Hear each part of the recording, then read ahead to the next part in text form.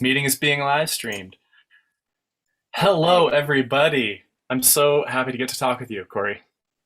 Hi. I am so excited to talk with you, Sean. I'm going to introduce Cori and why I'm so excited to talk with Cori. Cori is a positive philosopher. And in my archetype of philosophy, when I think about people doing philosophy, you are one of the people that comes to mind, not only because you're a very friendly and kind person, which I think philosophers should be friendly and kind, but you're incredibly sharp and intelligent, and I just really enjoy talking with you. So I'm glad that you're the first host, you're the first guest on this YouTube live channel. I do want to say, I'm going to start with a quote that you put on your website. It Okay. says, quote, philosophy should fill you up. It should make you think better, feel better, and do better. If it doesn't, it's not living up to its purpose as an art of living. Hmm. I love the art of living. That's what the whole wisdom workshop's about. Yes. If you like the art of living, hit the subscribe button. That's the last thing I'll say on that. Do you want to introduce yourself a little bit? You're on CoriWong.com. You're a TEDx speaker. You have a consultancy and speaking business. You've been a professor, worked in administration at the college level, and now you're. What are you up to now? You're always doing new things. Yeah. Well, I think that last year you and I started talking on a regular basis. And about October, the end of October of 2020, I remember telling you, like, Sean, I had this revelation, which is that I'm a philosopher. Like, Yes. it took me a while to come back around and be like, oh my God, I'm actually like a philosopher. Like, that's the Yeah. core of who I am. So ever since then, I've really been kind of going into this path of figuring out what does a philosopher do. And I'm realizing that I've had a lot of different kinds of channels to be a philosopher in. So from a decade ago, I was doing like social media to make philosophy more public and publicly accessible. Then I went into administration and was actually putting theory to practice within institutional structures and trying to build community and like engage learning on that level, which was wild. And then I quit that job 4 months ago, and I'm trying to figure out what a philosopher does these days. So I've been doing some consulting, but I'm not ready to commit and like disclose what I hope will happen next. But the joke for a couple of years has been that I wanted to write a metafiction novel about an academically trained feminist philosopher who led diversity, equity, and inclusion efforts in higher education, and then became an accidental stand-up comedian and got a Netflix special titled How Smoking Weed Changed My Life. So however metafiction works, I'm not sure, but I am 4 months out of my administrative leadership job. And really, I've been doing a lot of writing, so much learning. It's been a really tremendous year to keep growing and learning in my own practice and kind of expanding what I think about being a philosopher. And I have also just been thinking a lot about my teachers. Like the past year has been so much reflection for me about the people who shaped me and my thinking. I know in the summer of 2020, we talked about Maria Lugones when she passed away. And then last month in October of 2021, Charles Mills died, and he was another huge influencer on my thought and just a like important person in my philosophical life who really shaped my direction. And then all my other teachers, like we share some teachers from CSU days, but I've just been like, surprised, in a deep state of reflection for 2021, trying to figure out what philosophers do. But I feel so much more like fresh and healthy. And this is context too. Like I keep alluding to the fact that you and I talked a lot last year. This time last year, 2020, October and November, I was starting my first round of medical leave because I was like not in a good place. I know a lot of us weren't in a good place, but it was the worst place I've ever been in. And you offered the opportunity to just connect because you had been doing the wisdom workshop and wanted to chat. And then however that happened, I don't know how many hours we actually logged like on the phone, but I'm going to estimate about 8. over like 6 different calls that went for a while. And I don't know if we're ever going to do anything with those recordings, but I love that they exist.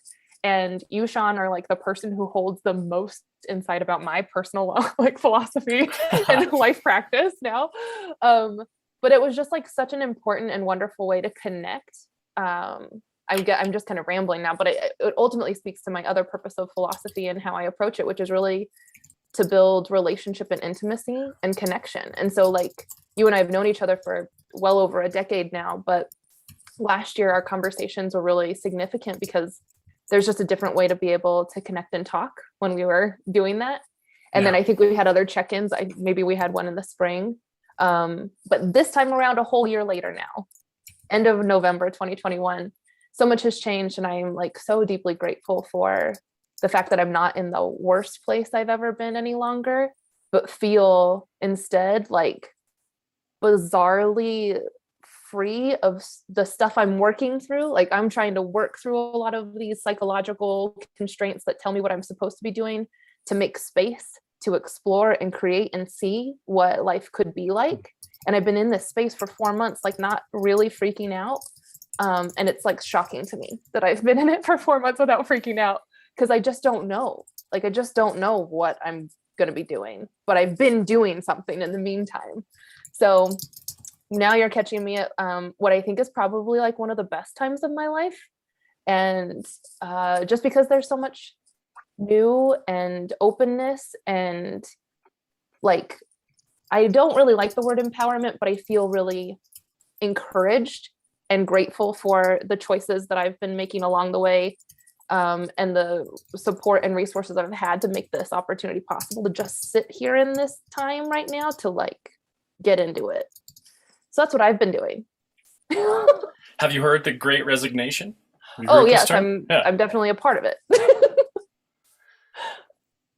There's so much that you said that was so great, but this creating a space for a deep state of reflection. Mm-hmm. And I also really love that you brought up your teachers. Mm-hmm. David Dean. Yeah. He's a Irish Catholic Nietzsche scholar. I wasn't sure if we'd get to talk Nietzsche. Always. Marian Caudron's been on my mind like relentlessly. The past few weeks, I've just been like fixated on her. Like I just can't get her out of my mind. I want to write a whole thing. Like I remember like how her skin looks. It's like soft and like pillowy, you know? And then her one ponytail, like her voice, like I've just been like visioning her. And so last night I actually Googled, I was like, where is she? Like, I don't even know where she is. She's in Longmont. Running an equine assisted mindfulness and medical Qigong practice. I know she's teaching Qigong. I know she's teaching Qigong. That was what I saw. But I'm going to reach out to her soon. I have to tell you this too. Get this. So I've been going through like old notebooks and everything. I'm going to find this picture because I don't want to misquote myself. Okay, so I found an old journal from 2006. So this is when I'm a sophomore in college. I had taken several classes from Dr. Caudron at that point in time. And this is right when I was like ready to drop out of school. I was like, I'm not learning anything. I don't like college. This isn't what I thought. I need to figure something else out. So I was going to go to like, I don't know, program to do acupuncture and traditional Chinese medicine or something. And Caudron was the one who said like, don't quit school yet. Like you have enough credits to major in philosophy and still graduate on time. I didn't even know what philosophy was. But she had the stern, tough love kind of teaching. Like she's very much like a Zen master in that way. Like it's not going to be like warm and fuzzy, but you know that what she's saying is like going to get you somewhere. So I remember being mostly crushed by her telling me that like I wasn't really ready for grad school. At least that's how my brain interpreted what she said. So I had this journal and I wrote down 4/26/06, let the searching begin. Dr. Caudron instructed me to start writing my thoughts down, in addition to reading and volunteering, in order to prepare me for any form of graduate school. To figure out what I'm going to do for the rest of my life, she told me to order my values 1 through 5, then use my gifts and talents to power me towards fulfilling my values. And the rest of the journal is totally blank. Like it's a whole book of blank pages after that. But I found that like little archival evidence of that conversation that she had. And I remember that conversation. It stuck with me my whole life. then I wouldn't have been able to articulate my top 5 values. I remember being like, what's yours? Let me flip that on you. But now I think I can, and now it makes sense. And of course she was right. But like, I have just been thinking about her so much lately. Like, I think I need to I really want to reconnect with her. I found my notebook 2 weeks ago from undergraduate days and graduate days. This was actually 2008, 2009, from the philosophy of Tao and Zen class I took with her. And she did death and dying in Tibetan Buddhism. I took that class. Were we in that? Okay, so probably far out class. Very like, wow, there's an academic study of what happens when we die and a whole suite of practices to prepare us for that transition. Maybe, let's spend 15 weeks on that. Sure, let's go. She had, what really stood out to me, a little flyer for her independent classes that she was teaching on Saturday and Sunday mornings in a local business owner's place in Fort Collins, where she was trying to get students to come and study. No credit, no grades, no tests, just come and study world religions, philosophy of the East, I think she had, the hero's journey, and Harry Potter. She outlined 5 different courses. And I remember her trying to get me to spread, giving me that flyer saying, if you or anyone else might want to take these courses, you should. I didn't take them. But what was so interesting to me was like, oh my gosh, I wonder how much this planted a seed in a way that I could not see at that time. Right. That you can create courses and teach what you want to teach if you're willing to do the legwork to distribute flyers to your students and, so it's just, that's so interesting that she has come up for both of us. I mean, that parallel in your practice with the wisdom workshop is like really obvious when you say it like that. Like, oh yeah. But in general, I mean, like, Dr. Caudron is not even I don't picture her as like a philosopher. I picture her as more like a Zen Buddhist. Practitioner. Like a teacher, Yes. And so, but to see the way, what I loved about learning from her was how clearly she was committed to her own values and her own practice, because I remember having conversations with her where I knew she did sort of counseling on this, in addition to teaching students at the university. She would be on the phone, doing some kind of almost therapeutic kind of work with people who were really struggling with suicidal thoughts and psychological challenges. So being such a committed human to the point of serving and supporting and helping other humans. And when I asked her, well, what's your top value? Right. I don't know. What's your answer? Her first thing was, of course, to reduce suffering in the world for sentient beings. And I remember thinking I was a smart ass, then why are your classes so hard? But I mean, for both of us, it's interesting to see her as a sort of exemplary role model of how to live the practices that you are teaching, without the boundaries and confines of the way that that information is typically, or that experience is typically, constrained.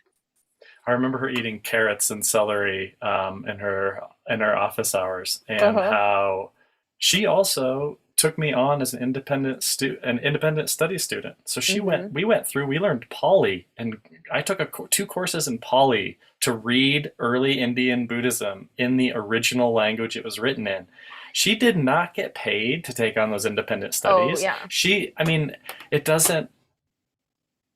It's so interesting. And she took 15 of us to India. She was the person that led the student trip to India that was incredibly transformative for me in powerful ways.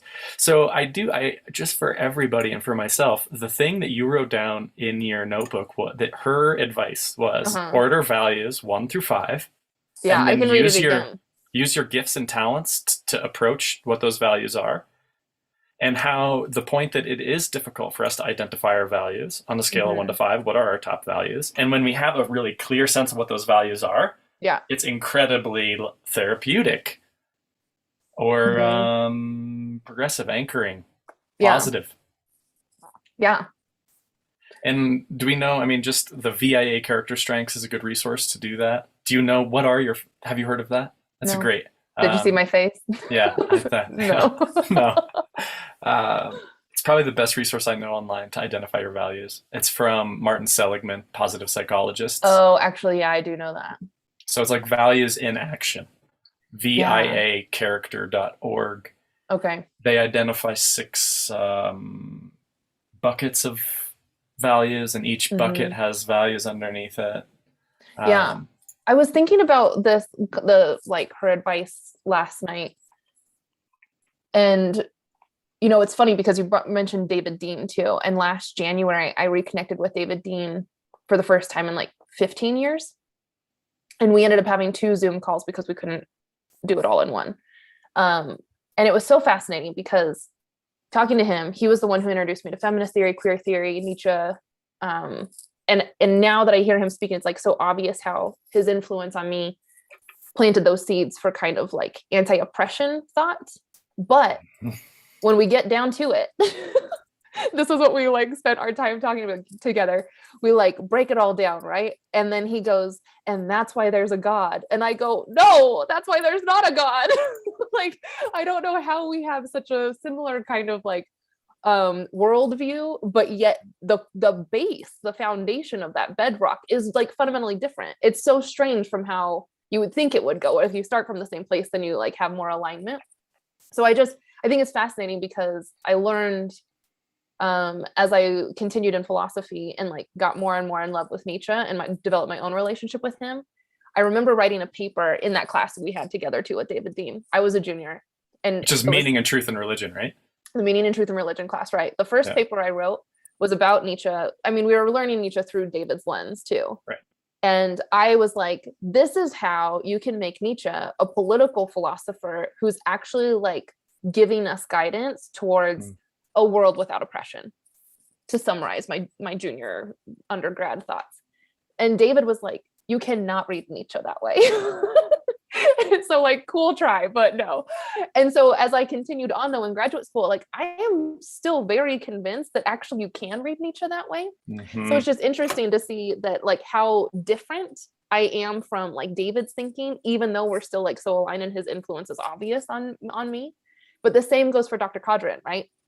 Because like with her values coming from that like Zen Buddhist practitioner kind of place, my values, I think, I wouldn't articulate first and foremost a Buddhist kind of notion of like ending suffering for all sentient beings. But I do have values that align in such concert with that are coming from my strictly existential kind of like framework that you and I have talked about so much about like freedom and the ethics of opening up freedom for more. So that doesn't have anything to do with like explicitly reducing harm, but there is going to be some sort of correlation to if we are orienting our actions to open up the freedom for others, then that means that we are mitigating those conditions that exacerbate suffering, right? That like inhibit the freedom for beings, I guess. Maybe those are sentient beings at the time, existential beings, to be able to continue like exercising their own freedom and transcendence. So here we have an Irish Catholic Nietzsche scholar in the name of David Dean, who is teaching students Meaning and Truth and Religion and having the nerve to tell his students there's a right and wrong way to read Nietzsche. We're going to just table that. And here truly you have a theologian, true theologian. Theologian, thank you. And then you have Marian Caudron, who is taken bodhisattva vows to reduce the suffering of all beings, did her dissertation on skillful means, upaya, which is one of the most interesting concepts in early Indian Buddhist thinking, that the philosophy is pragmatic. So you skillfully, it's not a one size fits all. It's what's the skillful means to get from this point to this point. Who also said you're not ready for graduate school and would never give any student an A in her class. Yeah. Like I got A minuses. I was like, I know I'm one of the best students in the class. Why is this not working? She is a hard stickler against grade inflation. Like, such a personality. Awesome. Good job. Way to go. Skillful means. So you have these two teachers. Christian theologian who loves Nietzsche, Buddhist hard ass who loves like mere militant. Militant. Yeah, it's a great truly. word. Yeah. But militant in her compassion and her desire to serve and teach. And the commitment. and commitment and the Mhm. willingness to take on independent study students that show an interest in the teachings Yeah. and take them to freaking India. Mhm. It's so interesting to me in reading. I've been reading Natalie Goldberg, and she Yes. makes this really interesting point that everything she learned in school is about the people she was learning Mhm. from. And the Mhm. problem with school is that the personality of the people are disconnected from the subjects that they teach. Mm. So, as she puts it, you can be an asshole and still teach math. Mhm. And that's a real problem because we don't really care about math. And this is even more true now when all of information's at our fingertips. It's less Mhm. about the information and more about the example Mhm. of being in a certain Mhm. way, which Mm. is so, and that's like Aristotle's idea of an exemplar, right? Like these are Mm. people that you can see and follow. I don't know if I want to follow Nietzsche into the woods, but I do want to follow him into the liberatory praxis of understanding where my language comes from, of Mm. working to be more free, or because that's how I see that's how I read Nietzsche, at least in that way. Yeah. I see something, there's a connection here. There's lots. So I'm just going to lay them out so we can kind of keep track of where our brains go because we do Great. this all the time, every I time know. we talk. I'm taking notes. I have like, It's 8 all over bullet the points place. to get to it. I'm holding it all in my head right now. So I'm near capacity. Okay. So yes, Natalie Goldberg, I want to talk about that. Awesome. You have mentioned now a couple of times like the therapeutic piece. And so I wanted to make the connection there to like therapy and philosophy and go to philosophical counseling. Awesome. There's just like a place where we can go with that and what that looks like.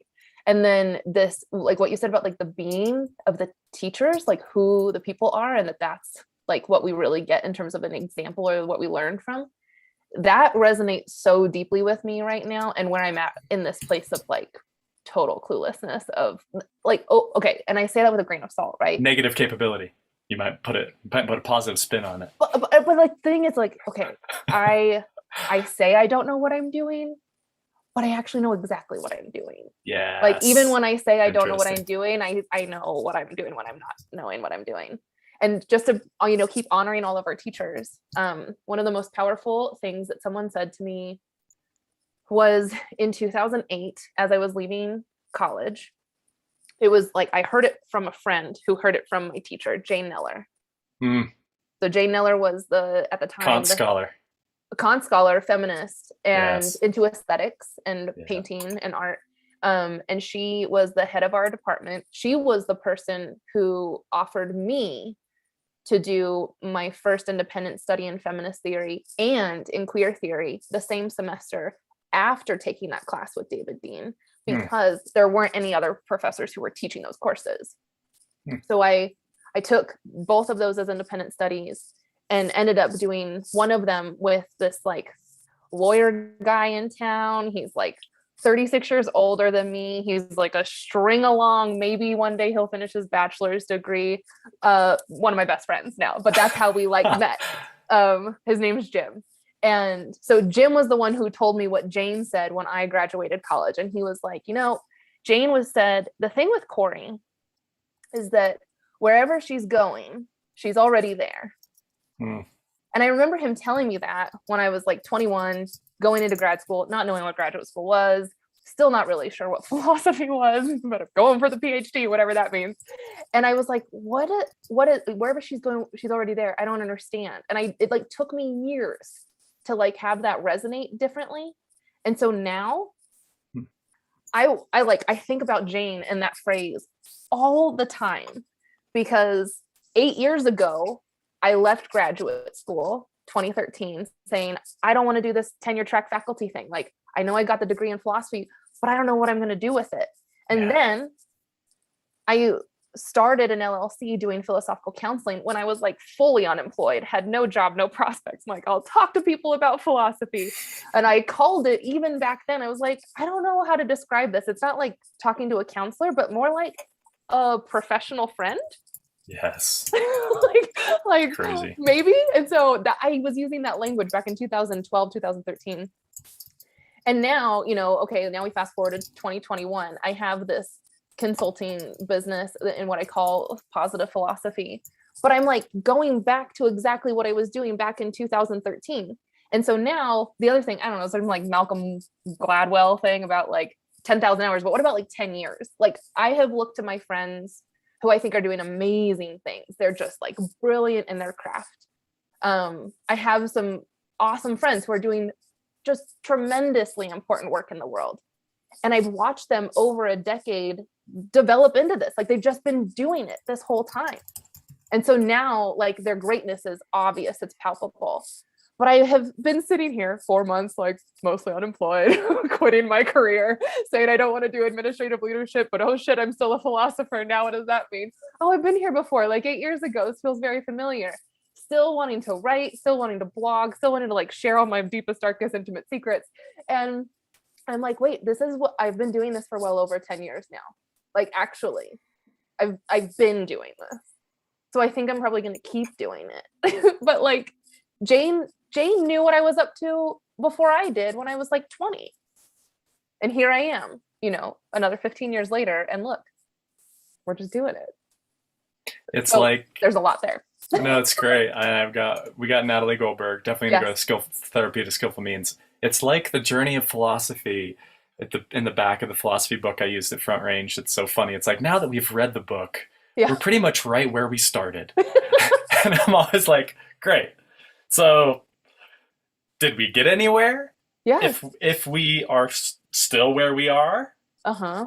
Yeah. but now have like can say what Nietzsche says and can kind of like think whether or not we think he's full of shit or not, or whether or not, I mean, and again, it's interesting that my mind went to this philosophy as about seeing whether or not we agree or disagree with certain philosophers, knowing what they said and then agreeing or disagreeing.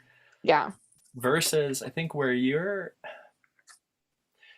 it seems like I'm just really interested in negative capability is the term of that you're okay with not knowing. Like you can be uncertain and you're okay with that. Yeah. So if I'm an artist and I have negative capability, I can write and I'm okay not knowing where it's going. Yeah. Because it's going. Uh-huh. So you said, you know, I don't know what I'm doing, but I know what I'm doing.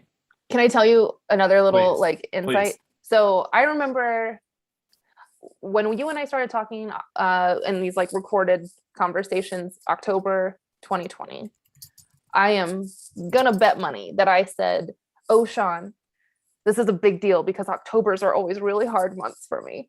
Like year after year after year, they're like pivotal, they're huge.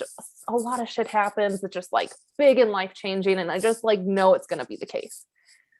Well, I started tracking that pattern. I think it was like 2009, October 2009. And I was like, wow, this is a big October. Holy hell. And then October 2010, I was like, oh my God, things are so different. And here I am. And now this is happening. And so somehow these Octobers just became like the checkpoint for me that were so like pivotal and monumental that I was able to clearly recognize that like wherever I was last October to this October, I would not have been able to tell you what transpires in that year. Just wouldn't. So it became this really like easy, concrete way for me to internalize the notion that like no matter what I would have said was going to be the case, I know I would have been wrong. Which is a very weird thing to hold in tension with that, like, but I'm already there and I'm already doing it. But these things like seem to go like parallel with each other. So now I'm at a place like back in 2013, clearly I've been reflecting about this so much. But when I left grad school, said, thanks for the PhD. This was an awesome experience, but I don't want to become what you all do as professional philosophers. And I go, now what am I going to do? I wouldn't have been able to say, well, I suspect that in 4 years' time, I'll be reporting to the president's office, leading these efforts, actually trying to get people to critically think about gender in ways that are more intersectional and inclusive, that they can actually change their own practices so we can dismantle oppressive structures within our own everyday lives as workers. Like, I wouldn't have said that, but when I was leaving grad school, talking to some of my mentors, they're like, I don't know, we really see you like running like a women's center or something like on a campus just to engage people in this kind of content in a more critical way. Oh, yeah. So like, yes, I know, and no, I don't. Yeah. And now like I think I've gotten to a place in my life where like I've been on this carousel so many times that I'm like welcoming, this is the changed energy that I'm experiencing. I am welcoming that uncertainty with a lot more embrace, because I know that I can't predict what will happen. I know that if I were to say this is going to be what is the case, I'll be totally wrong. I will be surprised tomorrow what happens, you know? But I also have a deep sense of like confidence or comfort maybe in that foundation that's been laid, because it's been going on for 10 years. So like, I've been thinking a lot. Oh, I wish I had this thing. Oh my gosh. I wish I had something to show you. It was just like Sunday this past week. I sat down and drew out this sketch of like, okay, you made it. Now what? Truly, like, I was like, okay, I'm here. Now what?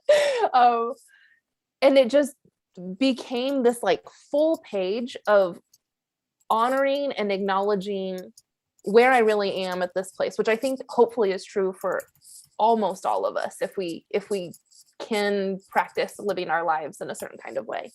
But I was like, I have gotten myself to this place where I'm like, I don't have the job. That was the goal. Free up that space, open up some opportunity and possibility.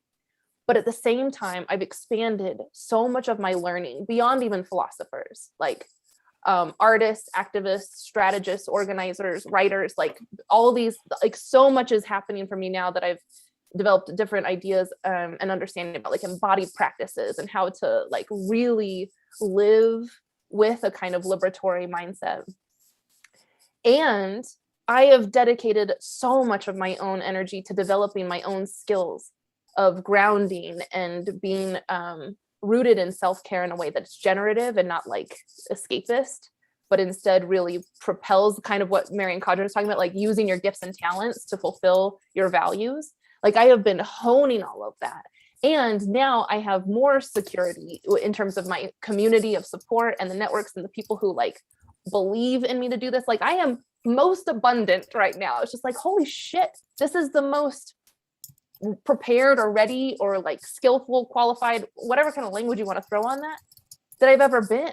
And I had to like actually go through this process to be like, of course, that's where we are today. We're all there today. We are at the culminating point of all of our learning and experiences and our practices.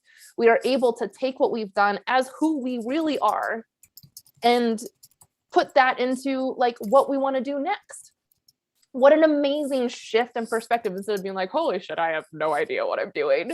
Instead to be like, whoa, wait a minute.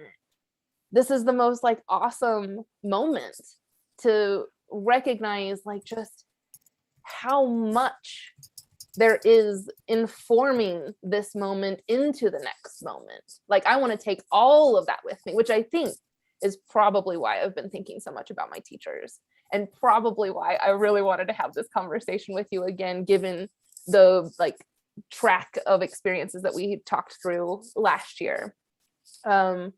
And yeah, just like, I don't know, what are we doing in 2020? I don't know where I've ended up. The Great Resignation, yes. And to this place of like just so much like, I just feel so differently.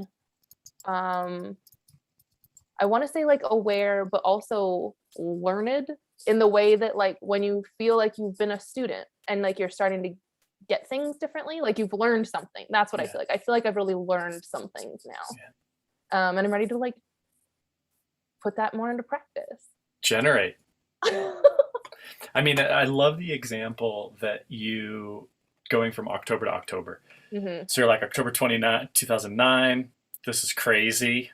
And then things happen that you couldn't foresee. And then October 2010, you're like, wow, this is crazy. I couldn't have foreseen where this is going. I still have no idea. This is crazy. October 2011, now you're like, wait a minute.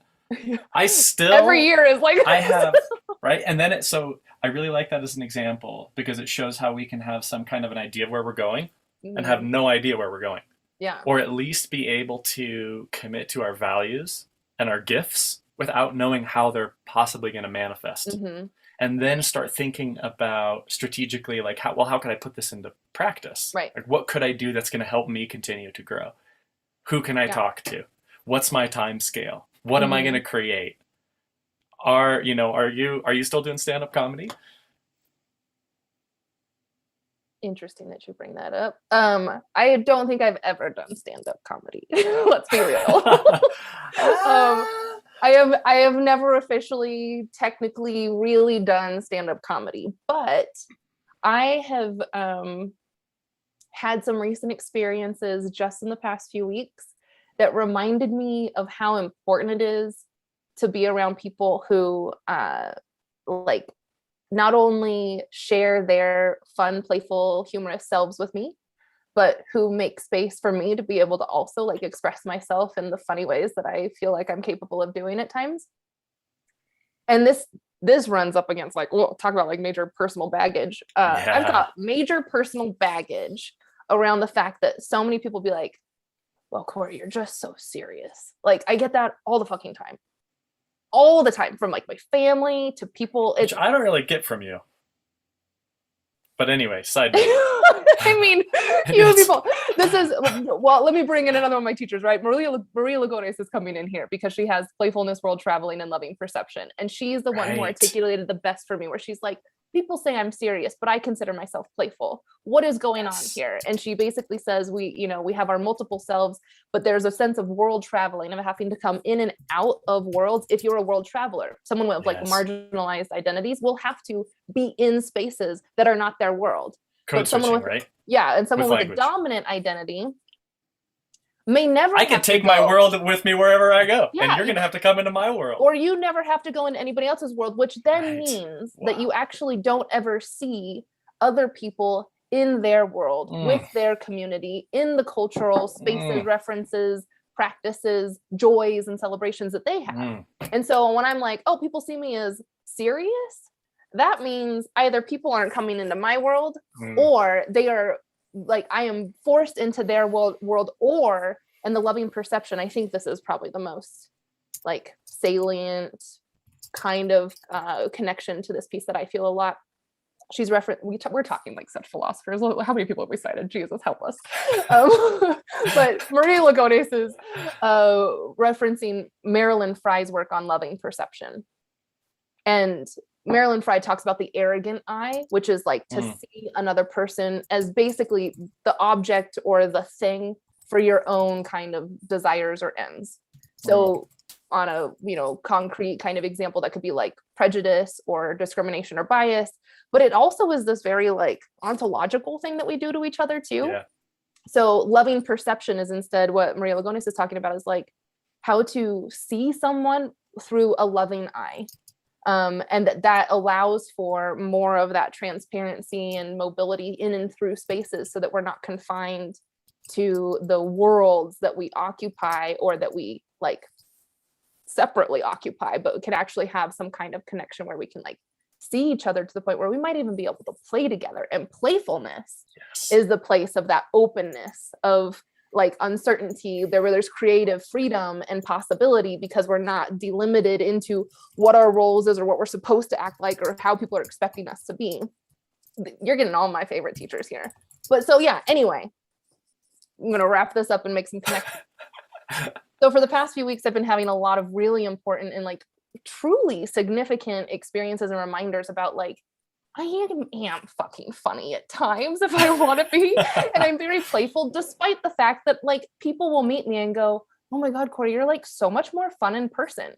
I literally had like a whole group of people I've been working with for the past 4 months say that to me in one weekend when they met me in person, because I was like telling stories and wanting to go dancing, which if anybody knows me, they know all I really want to do is tell stories, go dancing, and eat good food. But yeah, people think I'm very serious. It's so strange. This is translated into dating a ton.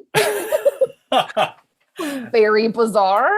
That's a different conversation for like a whole nother set of hours. But in terms of the comedy, like I'm realizing that I said when I was at CSU doing the diversity and inclusion stuff, one of my best ideas was like, we need to have a roast.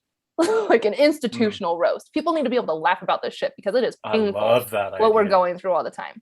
And also not just like, let's laugh at our pain, but like, can't we also have some fun too?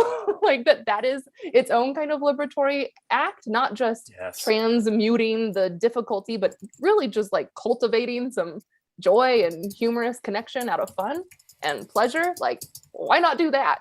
Yeah. it never happened because institutions generally try to kill such creative opportunities for those levels of community and connection. But it's made me really think about like, well, then how else can I find spaces to not just be in a different kind of community where the way that we see each other allows for this kind of playfulness, like, which I feel like is far more like authentic and honest and intimate, which is my thing. But also, like, I think that when we make those spaces and relate in those ways, when we are able to see each other, and then like co-create, that's what like improv is. I mean, I love people who do improv because it's like, that's the kind of energy I want you to bring to our life. Like, yes, and let's build, no mistakes, keep going. That's doing something important. Like, that is a practice. So making spaces where people can connect in different ways, relate to each other in different ways. I'm not saying comedians are going to be like our next exemplary skillful means teachers and practitioners only, because there's a lot of ways that comedy gets really fucked up, but and it's like a lot of ways it's really not healthy too. But I just want to say, you know, we have people who are, in the way we've been talking about it just now, demonstrating that there are many different contexts and arenas or channels in which you can do work that is important. And instead of work, like paid labor, I'm going to think like Play. You can do practice. You can practice and embody, like live a certain kind of artful way. So I'm curious about comedic spaces and what might be happening there. And yeah, I'm exploring some ideas to keep, you know, seeing what might be available there. Dating's a good one. Oh God, you're dating. Whoa. You could go a ton of shorts there. I'm working on how stupid academic philosophy is, and like That one- self-deprecating Uh-huh. education as comedy. I had my first dream that I was delivering a stand-up set. I was totally unprepared. Mhm. I also like pulled up my shirt and showed my belly, like, which is very white. You're like, And look at how human I am. yeah, it was also like, I don't care how dumb this looks. I probably shouldn't do it on Zoom. It's like, you know, whatever. But it was like, I've been thinking about that as a really big, I don't want to say supreme art form, but in terms of, you know, performing, Yes. it's like just you on the surfboard. There's not in the ocean. You're kind of, so yeah, I just want to say on loving perception, that's a great topic, by the way. Reminded me of Martin Buber's I Thou and I It. That whole distinction of, you know, seeing someone as a thou, which invites listening, openness, and curiosity, a standpoint of receptivity, humility, freedom, the assumption of freedom, right? First, like, I am taking it as a given that you are a free person that's making choices, and I'm going to approach you with that kind of respect, which is Kant's categorical imperative, if you will, versus like it, where you're a kind of like an it to me, even though I wouldn't never say that, but I still like, I'm going to put you in that box that you belong over here, and that's going to like, I'm going to keep doing blah, blah, blah, blah, blah, you know. Obviously one of those ways of living is way more playful and exciting and interesting and divine if you're David Dean.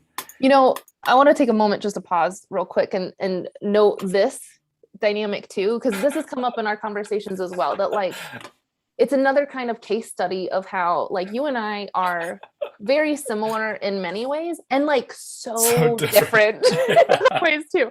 Like the people you're citing, like Buber and Kant, like, yes, I will not go there with you. We may be able to find a little bit of middle ground with some Nietzsche and like some Buddhist principles. But like, I just think it's really important for people to be able to recognize and understand that like, what I am trying to refine my appreciation around is that if you were to now add to the Catholic theologian and to the Zen Buddhist, most aesthetic militant kind of like teacher or practitioner, to whatever I am, like a feminist existentialist, just living the creative life, trying to figure out what the fuck is happening, to you, however you would describe yourself, like we've got a little roster here of some weirdos, but we are all doing our best work in the way that I feel like feels the most authentic to all of us. Yeah. rooted in philosophy, but very different kinds of philosophies too. And yet, like, I think the through line that kind of connects all of it is really, as we described with Dr. Caudron, like that commitment to practice, to like really like continue learning to be what we study. And like you started with that quote from my website on like the art of living, and philosophy as being the art of living. And that's like what I think it is. On Instagram, I think my bio is something like Dr. Cori Wong, a meta philosopher on the art of living. Like, what does that even mean? It just means I'm trying to live my life and like think about it at the same time, I guess. I don't know. Yeah. It's probably more sophisticated than that, but there's just something like really, I think, refreshing about the fact that there doesn't have to be some kind of lockstep, narrow, singular protocol that someone has to follow, study, and learn in order to live a life that can feel integrated, concern for the other, and allow for something, I don't know, like transcendent or magical or philosophical or, you know, meaningful or purposeful or whatever else it is to do. And this is what I would think you're helping people do with the wisdom workshop, right? Like how to live the good life, basically. Yeah. And I think so philosophers are doing that, but there's lots of ways to do it. Yeah, and I mean that's why I think the whole idea of comedy is really interesting. Teaching, obviously, is maybe yes, a big verb. Improv is really interesting. I just got the book Improv Wisdom. Do you know that? No. She's teacher of improv at Stanford. And there is a whole book by, the subtitle is Don't Prepare, Just Show Up. Yeah. Love that. Patricia Ryan Madsen. I think the other interesting piece of this, if we were going to get a list of what does a philosopher do, there's a commitment to practice and the embodiment of ideas. Epictetus saying, don't tell me your philosophy, embody it. So I should I should be able to feel it in a sense. Yeah. You wrote that you're writing a metafiction novel about yourself, like the character that you're writing in your novel about, like it's strangely similar. So there's a sense. Also, writing a metafiction novel. How does one write a metafiction? Well, that's why I called it live it. Writing the good life. Yes. People are like, "What is this? Is this a writing course?" I'm like, "Kind of." If we expand writing to mean the act of self-authorship, they're like, "Okay, I think I get what you mean." So there is a sense of creativity here. Yes. Which, by the way, is one of my top 5 values now. I can tell Dr. Caudron that when I maybe reconnect with her. Transcendence, awesome. I think the other interesting one I want to put on this list, which that connects to the work I'm doing in the Wisdom Workshop, is this comfortability with uncertainty. Had a lot of people in their final reflection of the 7-week course say, I came into this course ready to figure my life out. I was at a place where I didn't know where I was. I didn't know what I was doing. I wanted to get some clarity in my work, in my relationships, in where I'm going. And where I've gotten after 7 weeks is I'm just more in touch with myself. Right. Which has given me more of a basis to be okay with the fact that I still don't know where I'm going. And that ability to be uncertain, I know that I know nothing, or at least I know there's things I don't know. And I know that what's really important to me now is probably, actually, let me rephrase this. The stupid things I'm preoccupied with now are not going to be the same stupid things I'm preoccupied with in a year. And the most important things to me now, sense of lifelong learning, curiosity, joy, and play and growth are my top 5, are still probably going to be pretty important because they were always important to me when I was 5. Yeah. Right? And I think that sense of so in my sense, I would add what a philosopher does. They engage in self-awareness. Who am I? What do I really care about? Enacting that. But also they're okay that we just don't really know how that's going to play out. There is a comfort with uncertainty. And I wonder if do you think that's a necessary requirement? Do you agree that that's part of what philosophers do? I really don't, honestly. Yeah, I didn't think so. You could have guessed that from me. No, there are definitive answers for sure. I am very convinced. I know what's going on here. Well, it's interesting that you say that because I remember in graduate school when I was teaching, there's this tendency, I think, with students who, when you're teaching things like about like race and racism or something, they'll be like, I don't know, we just have this fear of the unknown. And there are certain things that I like don't allow my students to say, which is like, this is human nature, which is just a write-off of accountability and responsibility. And one of the things that often like couples with that is this, like, we are just naturally that we have a fear of the unknown. Whether or not that's true, I don't really care. I just don't want to like become complacent in that thinking of this fear of the unknown, because Charles Mills, bringing back on my, mega teachers, as the epistemologist that I've been becoming, Charles Mills is one who talks about the epistemology of ignorance and the creation of what we don't know. Yes. Epistemology is about knowledge for people. Yeah, you always interrupt me there. So you're about knowledge. Yeah. Studying knowledge and belief. Like, what do we know? How do we know it? Why do we know what we know? Right. And this is another like side of that kind of disciplinary approach of saying, well, what do we not know? Yes. And why do we not know that? And there's politics inherent in what we don't know, like produced ignorance or a willful ignorance, the stuff that some kind of power is trying to preserve a lack of awareness and consciousness of in order to preserve that power. So think of any system and be like, shit, I don't know how the like prison system works. There's a Farm reason. Bill. Because great. But then some people who do know are going to be people who are actually in it. Like it's complicated, right? But this fear of the unknown, I think is it's a entry point that a lot of people have that I think can feel kind of comfortable. Just be like, that's just who we are. That's what we do as humans, is not know. So I better get comfortable with that rather than be uncomfortable. And I think that, one of the things I've been thinking about with Marian Caudron is the way that she was so adamant about always saying in every single one of her classes, no matter the topic, reality, realities, truth or truths. Do you remember that? Mm-hmm. Always. And it was like reality, capital R, realities, little r, truth with a capital T, or truths with a little t. And so there was never the one thing. Like, we're not talking about truth. We are not talking about reality. Realities, truth or truths. But it wasn't saying that there's no such thing as multiple truths or multiple realities too, right? So this, like, that's why I feel very comfortable with saying, like, no, I've got some answers here.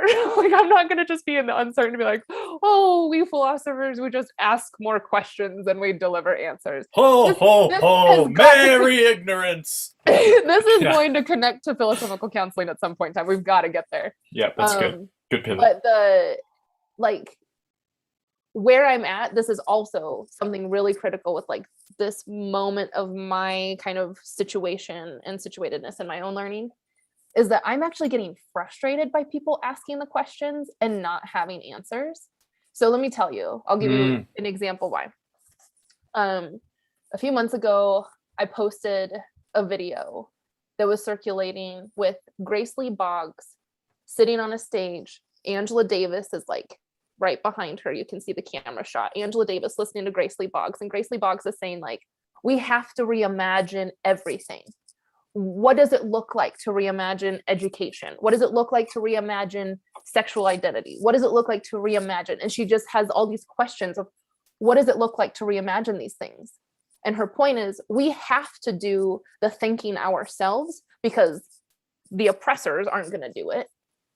We have to be the ones to actually do that reimagining. And yet, in that little clip, all we get is Grace Lee Boggs asking the question, how do we reimagine these things? Okay, another important piece from my learning, Maria Lugones has the Towards a Decolonial Feminism essay. I read way too late in my life, oh my God. But I read it last summer. And I'm going to read a section of this too that I think is like just so important. And I'll read it slowly because I talk fast. But I'm going to read it so you can hear what the questions are. Maria Lugones, by the way, is like, I think my philosophical godmother. We never met. And she's like the one who I think put me on my path. Like, I am channeling her always. So when I arrived at this essay, I was like, I know where you are. I'm meeting you. Yes. Okay. So this is a passage from that essay.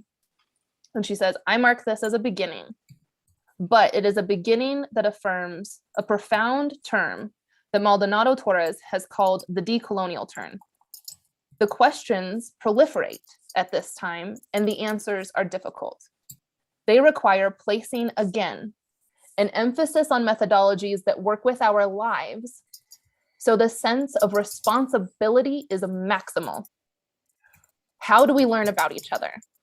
How do we do it without harming each other, but with the courage to take up a weaving of the everyday that may reveal deep betrayals? How do we cross without taking over? With whom do we do this work?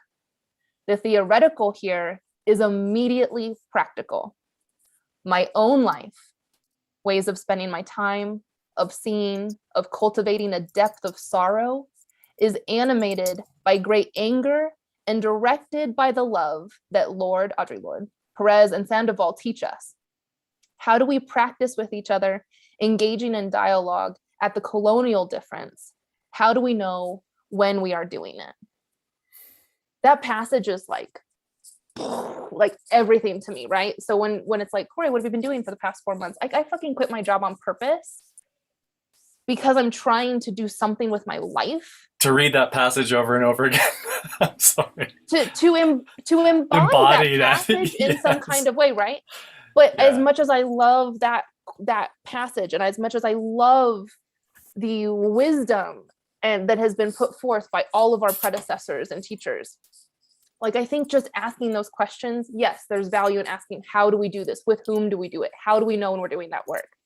But like Grace Lee Bogg said, we have to be the one to reimagine it and actually come up with something.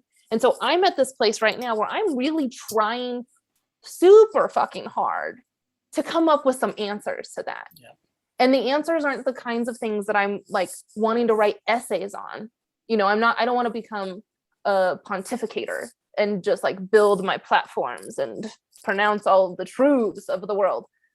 But what I am trying to do is like, I have some answers in my mind that make sense to me because they are informed by my values.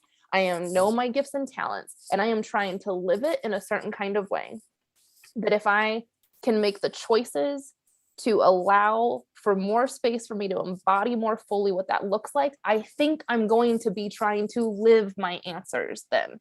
And I would love to be able to share that in connection, to embody it with others in a way that maybe feels a little bit more like, oh, then we don't know. Does that make sense? Completely. And I mean, out of the quote, a beginning that we are a place that affirms a profound turn, an emphasis on methodologies. Yes. Mm-hmm. That work with our lives. So our sense of responsibility is maximal. Mm. The theoretical is immediately practical, bold. Yes. So we're looking at the problem with uncertainty is that it might take away from the real work of developing the methodology that leaves us the responsibility in a practical way, which I do think is a good transition to philosophical counseling. Yeah. But I guess I just agree, which is one of the reasons why for me, Bill Burnett and Dave Evans' work around life design lit something up for me. Yeah. Where I'm like, wait a minute, this is pragmatic philosophy. Yeah. This is like what philosophers are like supposed to be doing. This is like you start with self-awareness. Yeah. And then you figure out what really matters to you. And you figure out where you actually are. Mm-hmm. You figure out what you're working on. Mm-hmm. And then you prototype, iterate, reflect, and repeat. And you do that with other people to help them prototype, iterate, reflect, repeat, to build a team that's interested in doing the same things that you're interested in doing. Mm-hmm. So it doesn't work to be like, oh, I don't know. And I think that's what the people that have taken the wisdom workshop are saying, that I'm more comfortable with uncertainty now because I know a path forward through it that matters to me, which has to do with prototyping, reading, iterating, exploring, playing, for goodness sake. Mm-hmm. Yeah, this is all like, I know we've had these conversations, and if we were to replay our conversations from 2020, we'd be like, geez, do we ever talk about anything different? Or are we just like amnesic? We just have like no memory that like, of course these keep coming back to themselves. But it's reminding me of one of the first essays I ever read in feminist theory in my independent study with Jane Neller, she assigned me the essay, Have We Got a Theory for You by Maria Lugones and Elizabeth Spellman. It was published in 1983. I talk about it in my TED Talk about feminist friendship because it's like the root of all the stuff I do around feminist friendship and just in general.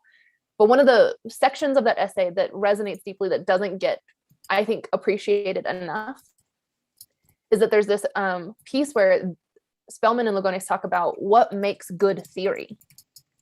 Because so much of just theorizing and philosophizing or intellectualizing is, I think, really horribly dangerous. Like not just boring and futile and irrelevant and a waste of time, but actually can be like severely dangerous. Oppressive and fascist, potentially. Yes. Colonial. Yes. All those things. Sure. And what is scary is that people, the people, have not developed enough awareness or have not been taught the skills for how to discern what makes good theory and like scary, bad, dangerous theory. Yes. So anything can be presented as this kind of like intellectual exercise. One thing I believe is that people actually are really hungry for a kind of learning. So if like people have questions, maybe they don't even know they have questions, but if something kind of like resonates and registers for them, they're gonna be like, oh shit, I felt that. Like there must be something there. And then they'll get curious. Or there's a kind of experience. This is what I did my dissertation on. There's a kind of experience that happens with our beliefs, like the epistemologies that we engage with, that registers in our bodies in a way that might actually make us think that that's truth. So if we're not careful and understanding what resonates for us in that way, we might be tempted to latch on to some fascist bullshit that's very dangerous. And it's cloaked or presented as philosophical or intellectual. So Spellman and Lugones talk about good theory. One of the things that they do, this is going back to what you're talking about with like the wisdom workshop and designing the life, is that they like say theory can be right or wrong, factual or erroneous, but it can also be good or bad. And one of the things about good theory is that it allows us to be able to situate ourselves, like see ourselves in the world, know where we're located, and then also give us a path forward. Like if it doesn't give us a way to engage with some sense of accountability and responsibility for the world that we're living in, then it's not useful. And not useful in just like a pragmatic kind of way, like it has to be useful. Like I'm thinking like, I don't know, capitalists or, effectiveness or something like that. But just like, is it tangible enough to give us something to do with our lives in a way that can actually help us live better? So that was a very bad job at articulating what they say, because they like basically list out with like 6 different characteristics. It's just been a long time since I reviewed that essay to know. But I think it's important to understand that like philosophy or theory or whatever it is that we say we're doing here should be able to help us live a better life. Yes. If not, then like it is navel gazing, and it is probably just a distraction to keep us happily ignorant about a lot of things. How about this? Is joy, a sense of joy and love required for this? Can I have a good life without a sense of joy and love for myself and other people? That feels like a loaded question. It's super loaded. I mean, I feel like you've got an answer. I feel like, I'm like, but it's also, it's also curious. I know it's not that. It's not like there will be a quiz at the end of this. Multiple choice. Is love important? Yes like, or no? Know your professor when you're taking the test. No, they're going to be assessing your answer. Let me. Okay, so I did this last week. I did a process called The Dig with this woman called Erin Weed. With this woman called, that's what she's called. And we did some uncovering of what really matters to me. Mm-hmm. And I got that I really, joy for me personally is huge. Mm-hmm. The joy is an indicator of alignment, of authenticity. It goes along with being engaged. And for me, it goes along with loving and caring for people. So there's a deep joy in that teaching move and in that listening move and in that curiosity move. Those are all, and the reading is all joy. Yeah. happy, joy. Yeah. I love Ren Stimpy. It's terrible, but I love it. Anyway, yeah. So I guess I'm asking in terms, maybe My it's, personal view. yeah. I don't I'm want to. just, yeah, no, it is. It's more of like, I'm kind of testing this proposition for Mhm. your critical investigation. Play and joy. Personally, in my worldview, joy, play, laughter, levity, and creativity in that space is like a pretty solid brushstroke of what I think a world without oppression would have. Yes. Yeah. I also think that those are mechanisms for resistance to oppression, but like ultimately the highest kinds of values is that like I want people to be able to live in spaces where that's possible. And Nietzsche talks about like the laughter, the golden laughter of the child. The gay Yes. science is about gayness in terms of levity. His imagery and poetry and aphorisms are actually about like singing and dancing and having playful ceremonies. Like that. Yeah, I do think that when it comes to like a vision of what life, here's another way. I feel more comfortable saying this. When I think about as an existentialist, what it means for us as humans to live our lives, what we want to project ourselves towards with our transcendence, talking like an existentialist, just like what's the point of all of this? Why don't we create a world where we can do things that are fun, that feel good, that don't hurt and kill each other, that don't like actually undermine our own ability to exist well? I would love for us to have all of our energy going to like, let's create a world of flourishing, thriving. Like now we get all the language that the other people talk about, right? Like regardless of your tradition, we're talking about something else that has eudaimonia, like all the things that have biological roots, if you will. Yeah, something more fruitful that comes. And for me, I really couch that in terms of pleasure too. Like pleasure is kind of where I root more than joy,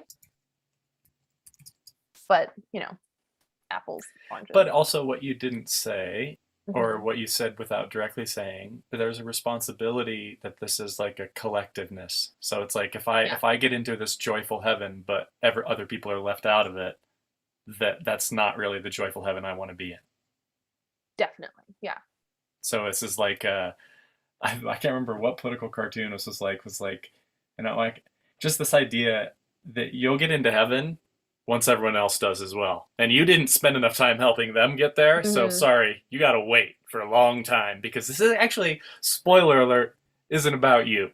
It's about everybody. There's also another like critical angle to take on this too, because like, I mean, people have fun in a lot of different ways. Right. And sometimes fun or like pleasure or, you know, the things that people enjoy are like really fucked up and problematic. Yes. So this is how a disciplined mind of a philosopher's training can help suss out like where we make our choices, so we're not just confused. Like, but I thought I was supposed to be like enjoying my life, and I just like want to enjoy it this way. Be like, no. The way you're even enjoying these things is actually contributing to like not good things. And I had reason to see what was on my Facebook profile a while ago. I've been like not very active for at least a year now. So I was like, I wonder what shows up if you see my profile. And I scrolled down deep enough to get to, I think one of the most powerful articles. I am not going to cite it, unfortunately, my bad. But I know the title. The title is The Cruelty is the Point. Do you know this essay? It might have been like The Atlantic or something. If you're going to look it up, awesome. We got fact checkers, real time. Cruelty is the point. And it was talking about like the Trump rallies. And when people, I think about this constantly, people who actually like derive pleasure, satisfaction, entertainment, and joy from witnessing something horribly violent, or even the idea of like violence inflicted on others. The cruelty is the point when you have gleeful, joyful stadiums full of people who will applaud and celebrate fascist rhetoric. And we know this, like history shows us, when it's like picnics with children at lynchings, like this has been a key part of like the way that oppression has worked in many centuries across the world, probably, but for sure in the United States of America. And so like the sense of like fun and joy and play and everything, like that's where I get a little like iffy with these kind of categorical statements, because it can all be just so razor thin with, and the very same thing that we are saying right now is what could be co-opted or redeployed by someone who has utterly different values, and someone who's just like hearing us talking like, how is what you're saying any different than what I'm getting from this group? It's dangerous. It also made me think of Sundance for planes, like the idea of ceremony where if I was a male of a certain age in certain indigenous populations, pre-colonial populations in North America, get a piece of bone embedded in my fleshy matter here, and then dance around a pole without eating for 3 days until I collapse and I fall, down with the support of my community. I don't know that seems really important to me. That kind of reverence or positionality with the cosmos and our mortality. But I wouldn't say that's joyful. So I mean, I'm not going to comment that's right. on these cultural practices. I don't know. I just think it's, yeah, that's true. When I think of that, and maybe I should say, I feel like there's room for a certain kind of reverence or humility. That's the example image that I think of that is powerful. So let's say, let's do some, can we do some role playing? Sure. All right. I'm a client. Oh gosh. Oh wait, is this going to go to philosophical counseling? Because if so, like, can we like set up the context first before we do role playing? Okay, sure. Yeah, we can get safe words too if you need it. So, Okay. So what I wanted to talk about with philosophical counseling is that back in 2013, when I left grad school, started talking to people as a professional friend, I called myself then a philosophical counselor and consultant. Mostly because counseling is like a legal term. You have to be careful with that kind of stuff. In Colorado, you don't need a license, but it's, otherwise you do. So there's like standards boards, that have some like oversight and ethics and all those things that get involved. So philosophical counseling, though, at that time was like really rare. There were only a handful of people who were doing it even close to full time. And Lou Marinoff is someone who I think kind of has, I've always known him to be sort of the person who popularized what philosophical counseling is. He has a book called Plato, Not Prozac. And I didn't really want to align myself with the Lou Marinoffs in the world because there were sort of edges to the way that he was talking about philosophy as therapy that I didn't feel comfortable with. So I didn't go the route of like getting the board certification based on what I think is a rather arbitrary group of people saying, here's how we're going to be philosophical counselors, imposing their own standards to like set the context for this like new field. But anyway, regardless, now 2021, check this out. I'm going to do a little humble brag. This is the O magazine, quarterly magazine from the spring of 2021, The Art of Resilience, and a guide to thriving in challenging times. And what's fascinating about this is that there was an article written by Jennifer King Lindley on, oh no, my Zoom background, Wonder Woman. Anyway, this is a whole essay about philosophical counseling and how to like make it through, this hard pandemic, what is going on. Wait a minute, are you the Wonder Woman? No, that was just the title. Okay. But I am featured here, this little sidebar.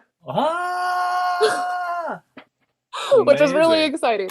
But Jennifer, when she was writing this piece, she reached out to me and clearly several other people who do philosophical counseling and was like, can you talk to me about this? And I was like, listen, I did philosophical counseling back in the day. I don't call myself a philosophical counselor any longer, and I can tell you why. So for those who are curious, there's a lot of different ways to understand what philosophical counseling is.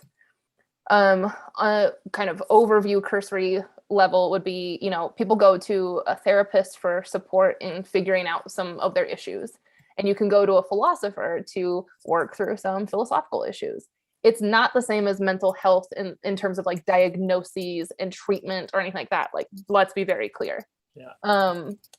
But the idea is that, well, yeah, philosophy could maybe help us navigate some very human recurring questions that we all seem to encounter century after century, life after life.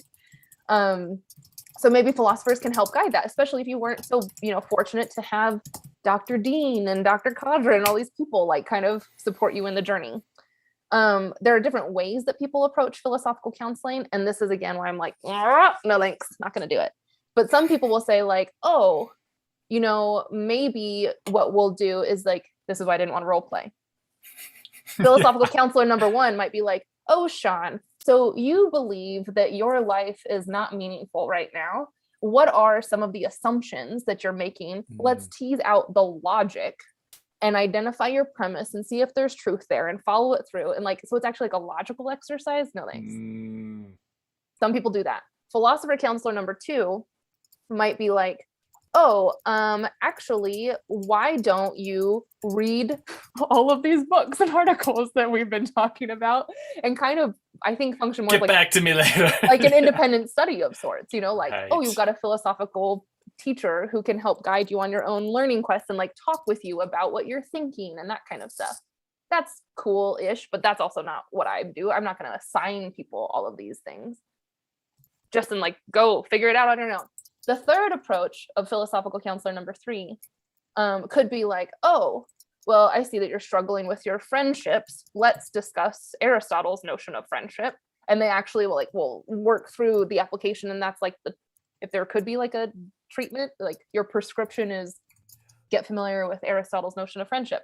Well, if someone were to talk to me as a philosophical counselor number three, I'd be like, I don't read Aristotle. So you have to like choose your doctor, if you will, based on, the traditions that they were trained in. But like when I thought about philosophical counseling, for me, it was really, my approach to philosophy has always just been based really on my own experience. That if I didn't have philosophy to do as Lugonis and Spellman said, which is locate myself, understand the world a little bit more critically, to be able to have a sense for how I can like be responsible for my own actions in it in a way that actually supports me and others along the way. If I didn't have that experience, I wouldn't be so fucking passionate about this. But I believe that it is transformational for us to have a deeper and different understanding of the world that, by the way, is really informed by people who have been doing this. So for me, it's critical to understand this is a discipline. This isn't just like anybody can be a stoner philosopher and come up with great ideas. I am not about that. We've talked about this before, being like, no, I come from a lineage of thinkers who have truly shaped me, who have dedicated their lives to doing this, just like Marian Caudron comes from a Zen lineage of people who are like rooted in Buddhism. I'm going to trust they know what they're talking about more than me, who'd be like, well, I read a couple books and I know the Four Noble Truths. So let me tell you what I've learned. Like there's depth and history and lineage and discipline in the way that I understand the content, the concepts, the arguments, the frameworks that my teachers have helped me hone and develop on my own.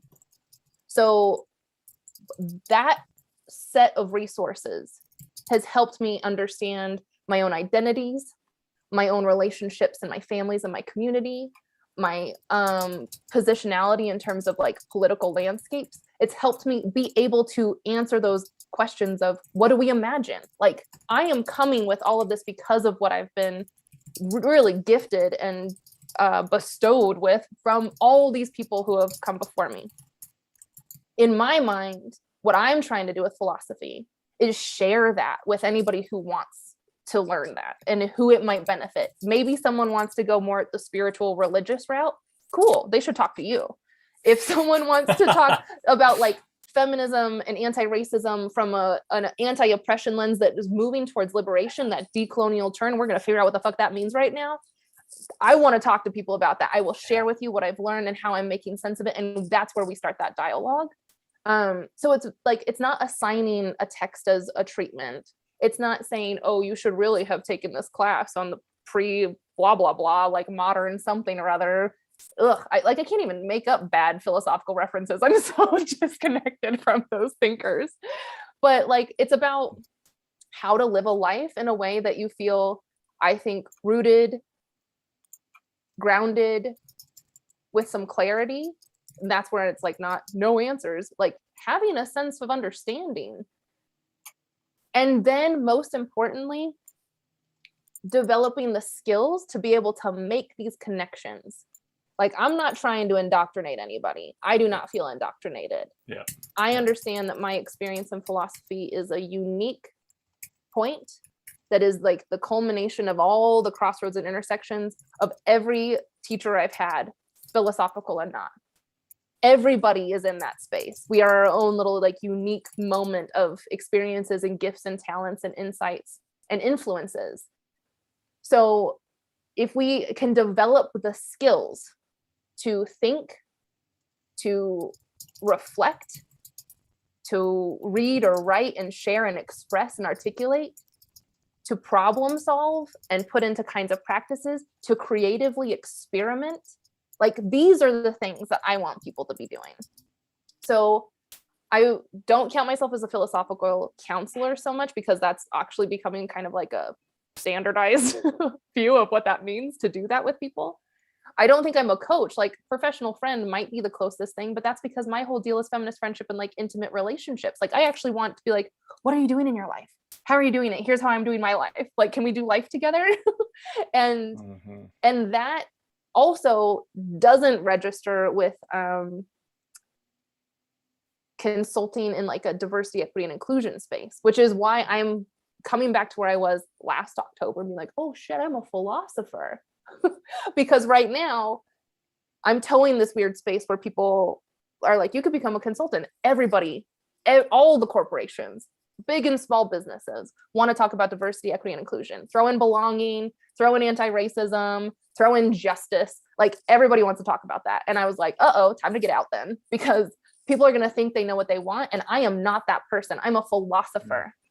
I know how to navigate those spaces, but my goal is not to help you recruit and retain, like hire and retain more diverse talent so you can have more productive teams that generate more money for your corporation.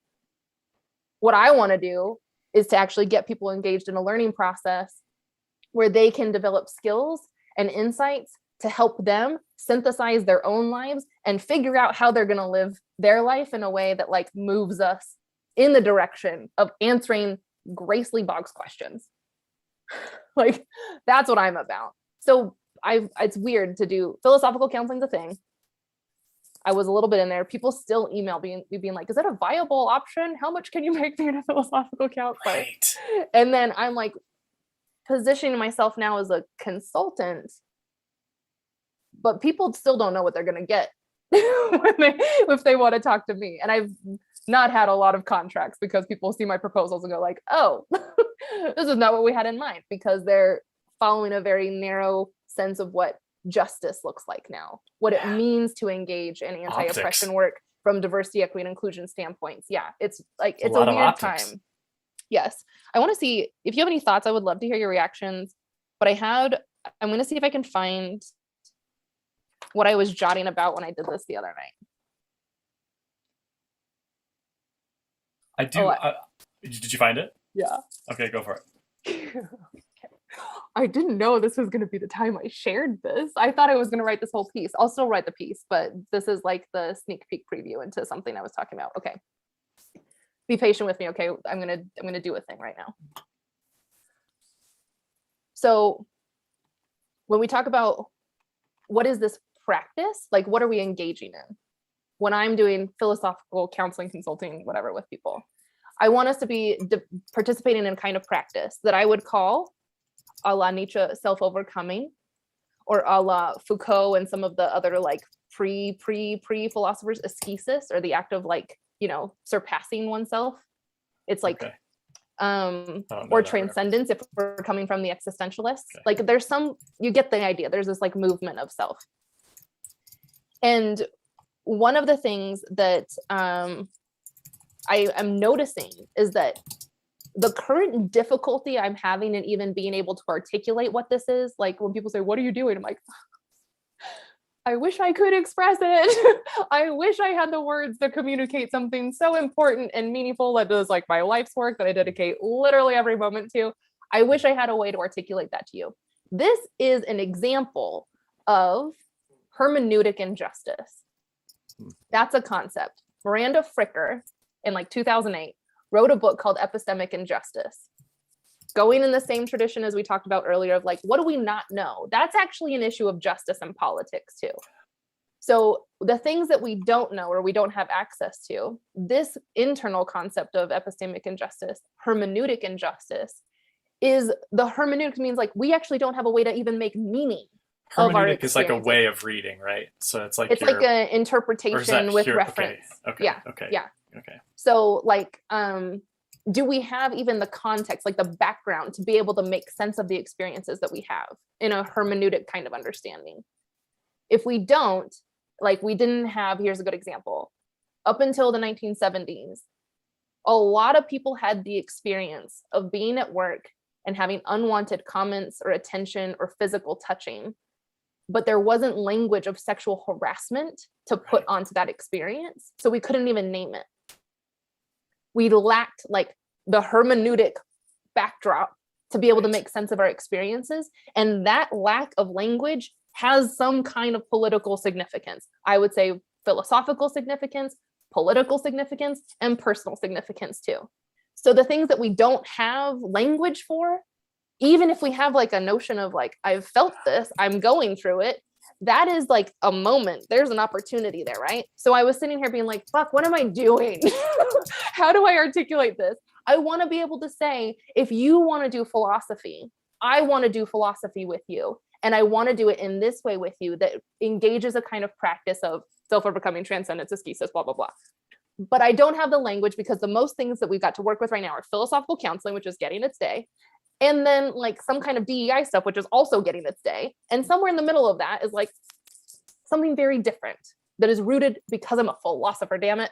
And so like, how do we put a name on that to mitigate the, I mean, some people might be like, it's a little strong to call it an injustice. But the point is, we as humans in this pivotal cultural moment, if we're always writing about it now, and you know, we're talking about the Great Resignation and people are trying to figure out how to live a good life.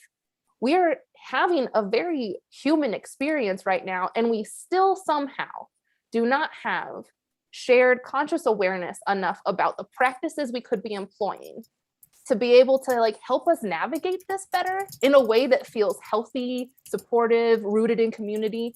Like people would say, you know, well, we go to our traditions, our ancestral traditions. Yes, all those things are options too. And you also have two weirdo philosophers getting together on Zoom, talking for an hour and a half, trying to come up with it as well. Like there are lots of ways to do it, but we don't have a name for this yet. Like that's what I wish we could talk about and help people kind of like gel themselves into. But I wrote these other things of like, these are experiences that speak to our human condition in this specific cultural context. This is different from like, you know, 2000 years ago. So Buddha's great, but right now is like something uniquely happening to us in this historical moment.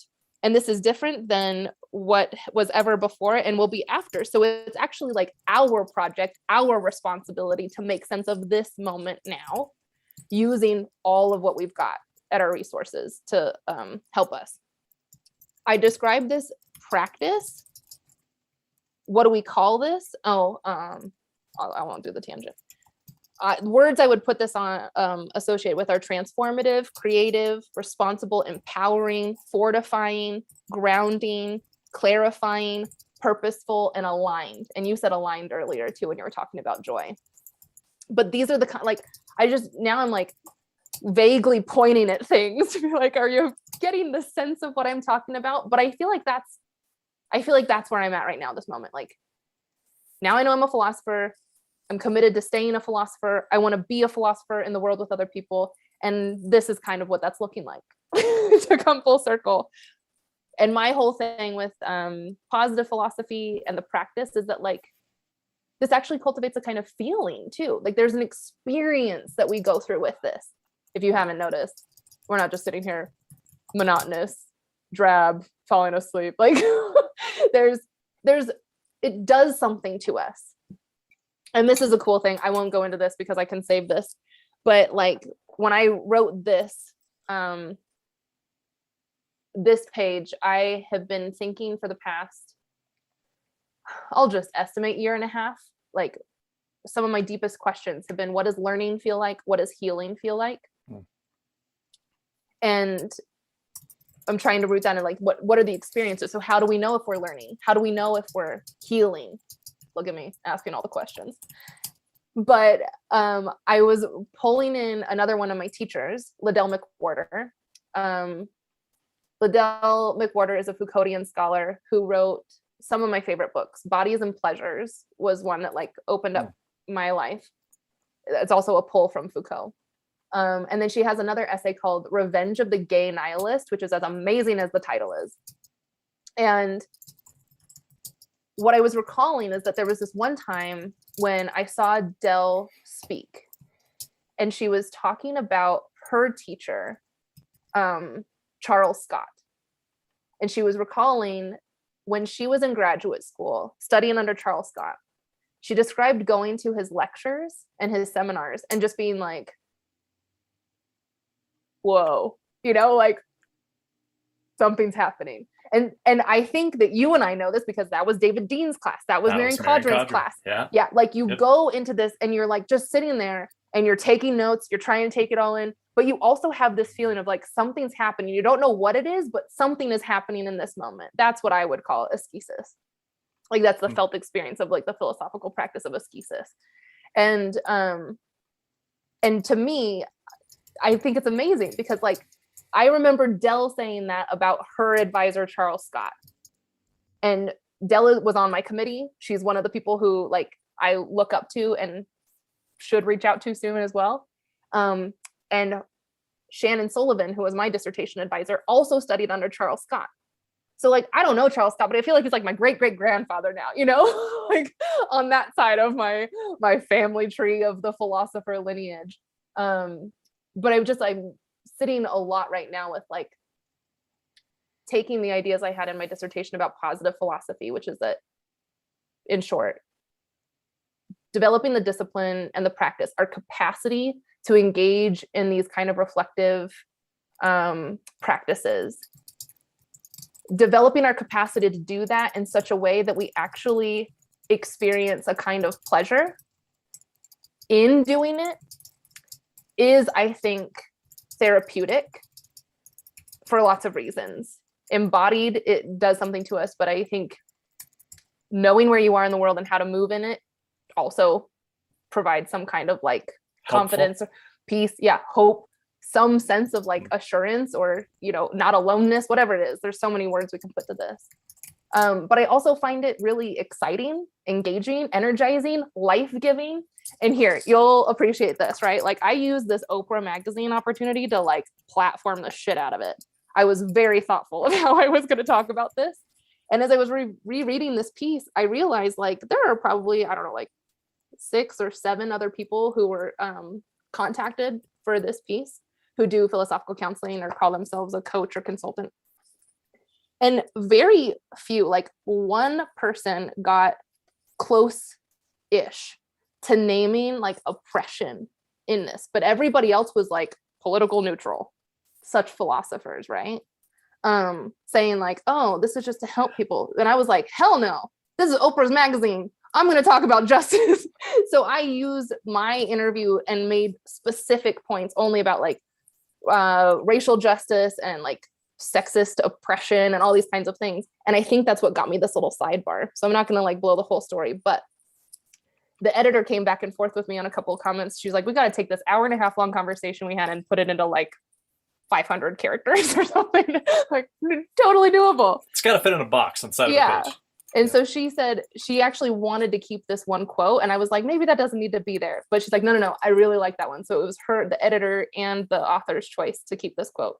And so this one little piece of this box, right there, they can't see, says, there's a thrill in asking big questions. And the quote is, I still revel in the excitement of having my mind blown. There's joy when we encounter new possibilities for how to live. It's energizing, life-giving, and healing for us to better understand each other, our experiences, and our place in the world. So that's how I'll end that rant. Did you want my feedback or perspective on any of that? I thought there was a question in there. I'm like eagerly awaiting, like, she wants my feedback on something. I'm just gonna keep going. No, yeah, I would love to hear your thoughts on what is resonating for you. Well, I think it's a good question, rounding around 90 minutes. How long this takes. I mean, in terms of the role play of someone coming to you and saying, I've got a philosophical problem. I don't know who I am, and I've never been trained in how to figure that out. And I also am deeply concerned with the state of our country, and I want to participate in it in a way that is good, not just for me, but for my community. But I've never been trained in how to do that. Yep. Sounds like what you're doing can help me. And you would say, yes. And I would say, well, what are the methods that I should start? What methods should I do? And I think this is probably the start of a new conversation. But let's see, really quickly, what are the methods that I do to have that self-critical awareness positionality? Is it like what Marian said? Are you going to tell me my 5 values? That was exactly it. Because I, when I full circle, baby, circle. Everything's full circle. But when I do like diversity, equity, and inclusion work, people are like, we want to become an anti-racist organization. Like, cool. There's no way in fucking hell you're going to be able to do that if we don't actually understand what your values are. Because you can't pick up pieces of anti-racism if you don't understand your values. Otherwise, you are undermining all your best anti-racist efforts from the very beginning. And so from an organizational perspective to group dynamics, like to change a culture, whether that's in a workplace or a culture writ large, or the culture that you will like embody yourself, I really do believe the philosopher's insight is that our lives are rooted in our values. And if we don't know our values, probably some production of ignorance is at play there, because we do have values that are being animated by our actions and our choices, regardless of whether or not we're aware of it. So the first thing would be like, well, what are the values that truly are guiding your life? That would be one for someone who like really doesn't know. But if someone's like, no, I really want to like make a world without oppression, liberation matters to me, be like, let's talk about those values then. And like I said before, like, I'm coming from a particular kind of angle on this, where you're going to get loads of existentialism, loads of feminist perspectives from an epistemologist to make sense of like, what the fuck do we not know about the values of our own freedom and how we move through the world in our existence? Like, because that's the package deal that I come with. It's who I am, it's where I've come from, and that's what I have to offer. It would be different for somebody else. So, I mean, but yes, I would probably root first and foremost in a discussion and a practice of articulating some really important values. And I would be happy to share how mine inform the way that I practice. Great. And that's what's different than a counseling relationship, which I think is really important. Your counselor is always like reflecting back to you what you say and just like holding space. But we have talked before about, I even say it in that piece too, that like philosophy is often a dialogue for a reason. So I'm sold. How long is this going to take? Well, it's a practice. It truly, I don't want to be like cop out and be like, it's a lifelong practice, because I actually don't think that's super helpful either. Like, no. I think people need to learn how to develop skills, maybe some basic concepts. And then that's, if you learned enough, then you go do it. Like, you just keep learning on your own. So it could be as much as anybody wants to be invested in it. I would say probably more than like a conversation or two, but it really depends on people's questions, what you're really looking for. Well, it seems like a follow-up conversation would be fun. This is how we talked for 8 hours last year. We were like, we need to have another conversation and another conversation and then another conversation, because the conversation's ongoing. Yes. I mean, question of duration and repetition is a really interesting one philosophically in terms of practice and embodied practice. And, I came up with the answer 7 weeks. But what's so ironic about that and what you see is that it depends on what you do in those 7 weeks. Yeah. And it depends on the quality of presence when you're doing your writing and reflecting.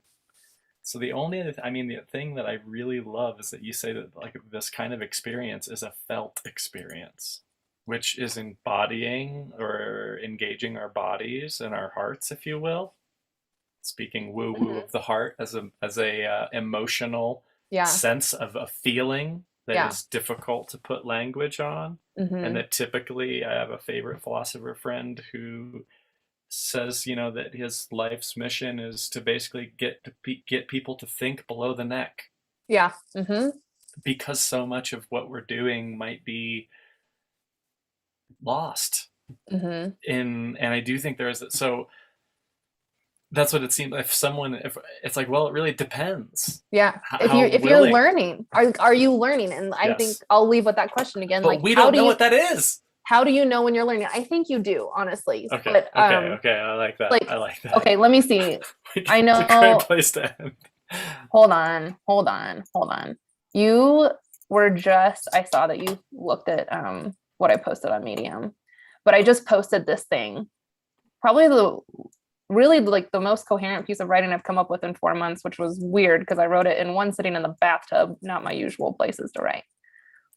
But this theme about like learning and what it feels like and my own experience of what I've been going through for the past 4 months really came through in this piece. And I have it called Lessons in Liberation, How to Break Up by Writing a Love Letter. Did you see this piece? Yeah, the most newest one. I didn't read it. Yeah. But yeah, I saw the title. It's deep and you can see I'm like going through it. But there's this piece in here where I'm talking about what I've been doing, the practices I've been going through for 4 months now. And here, I'm going to read a little bit and then we can end on this one.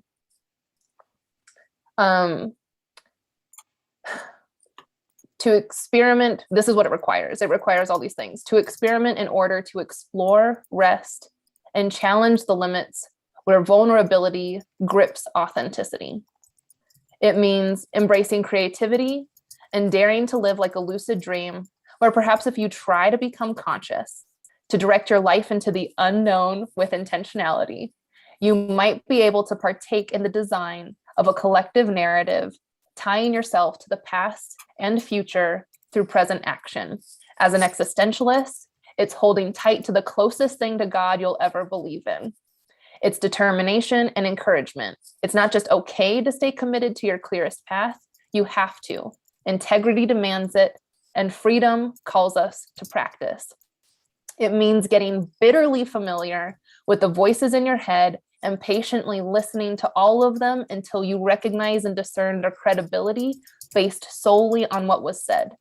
It's compassionately wading through everything ever designed to hurt you, honoring the damage, and knowing you carry it with you as the methodology of your body, the purest record of every trial and error. It's digging for logical conclusions by embracing the possibility that the immediacy of clarity feels a lot like madness.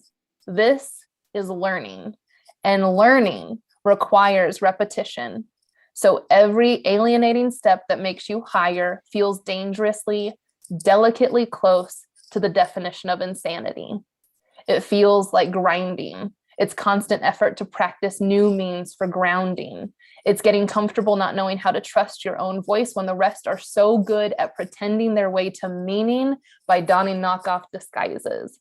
And it's appreciating that the grinding gets smoother and anticipating the cool sense of relief in those meeting moments when edges of reflection become sharper, their contents crisper. When realities finally connect, it begins to make sense. And then it goes on.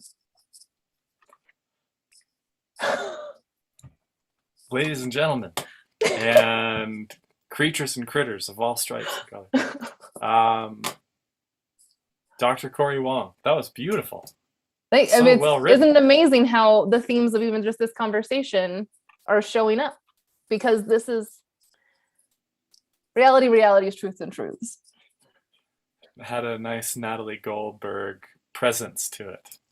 Yes. Very effortless presence to that prose. That I want to end with my one appreciation. I wanted to like shower you in appreciations for just the spaces that you've held, the invitation that you extended so many times ago that we've maintained to be able to have these conversations and connections. Thank you for it. I am so grateful for the serendipities of our lives that continue to keep bringing us together. You're the one who introduced me to the Artist Way years ago when I found it, and I did it August 2020. And then you said, oh my gosh, Writing Down the Bones, Natalie Goldberg. I finished that in October, and it was, like I told you, medicine for me, like so amazing.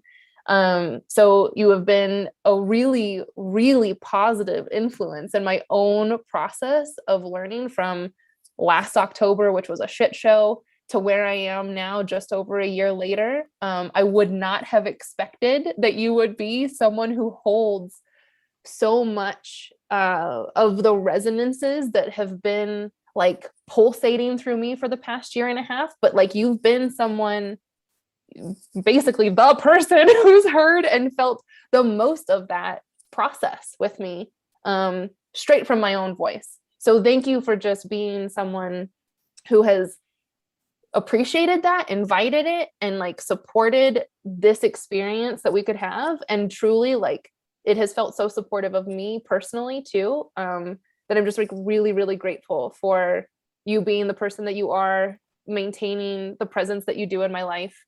And I love the path that we've been on that has gotten us to this place, like clearly shared and divergent in many different ways. But yeah, I hope that there are more conversations to have. Thank you so much for like all of them. Do you know what it feels like to me? What? Like I'm learning a lot from you. Beautiful. I love it. So if people want to find you, where will they go? CoriWong.com, CoriWong.com, Yep. and your links to your socials are all there. Yeah. And you know, I'm going to throw this out there because I'm trying new things. I recently discovered this wonderful platform called buymeacoffee.com. Do you know about this? I do. Maceo Paisley uses it. He's one of my favorite Clubhouse people. I just saw somebody else say, you know, I'm dipping out of like all the spaces I've been in. If you want to support me, you can buy me a coffee. So I created my own page to give it a shot. You know, I love the idea of like, I think if people want to support, they can, but I don't want to like force a paywall to any of my content that I want to do. And in the midst of being like mostly unemployed and figuring out what happens, like it does a lot financially, but also psychologically to be like, you know what, people do appreciate this, and it's motivating. It really is so encouraging to know that you have support. And one of the lessons I've been thinking about after Charles Mills died, I was reminded of one of the most important things that he did for me in my life, which he gave me this advice when I was trying to figure out where to go to grad school. I was going to study under him or go to Penn State. And of course I wanted to study under him. He's like amazing. But I asked him, I was like, I don't know what to do. What do you think I should do? His advice was to go to Penn State, not because he didn't want to work with me, but because he said, you should go where you'll have people who will support you. And he knew that there weren't the people at Northwestern who would have had the feminist kind of support for the kind of work I wanted to do. So I've been like meditating on that lovely insight from another one of my teachers who influenced my life, who just said so simply, go where you'll have support. Yeah. So I'm really appreciating this. I haven't publicly announced the Buy Me a Coffee page yet, but I'll put it there because if people want to find me, they can go to CoriWong.com. And then, yeah, I'm going to see if I can use that as like another place to develop more intimate and regular kinds of connections with the people who are like actively wanting to support this work. Yeah, and maybe we can do a series of pop-out workshops and feminist friendship and house it inside the Wisdom Workshop for a donation-based thing or something like that. You know, I love your experimental attitude, Sean. I love experimenting. So let's do it all. Let's play. Thank you. Thank you so much. Thank you. I really appreciate that went places I did not expect. And oh my God, we're doing a year in like 90 minutes now. Well, I mean, just, you know, I think a really even better place to end is on, you know, giving thanks for teachers that, I mean, we wouldn't be here without Marian Caudron, or at least doing what we're doing. And yeah, David so Dean many, and so many teachers. Jim Boyd, Ron Williams for me, and my mom, and, you know, so many wonderful people. So thanks, Mom. All right. I love it. Thank you so much, Sean. All right.